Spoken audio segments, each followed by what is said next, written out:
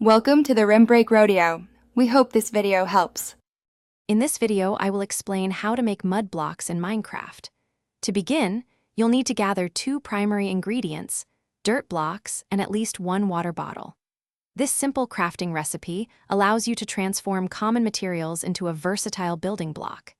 It's an easy method that adds a new texture to your builds and opens up further crafting possibilities, making your world more diverse. First, collect plenty of dirt blocks from almost any biome in your world. They are very common. Next, you will need a water bottle. You can craft an empty glass bottle using 3 glass blocks, then fill it by right-clicking on any water source. Ensure you have at least 1 water bottle for each mud block you wish to create. Now for the crafting. Open your crafting table or inventory crafting grid. Place 1 dirt block into any slot.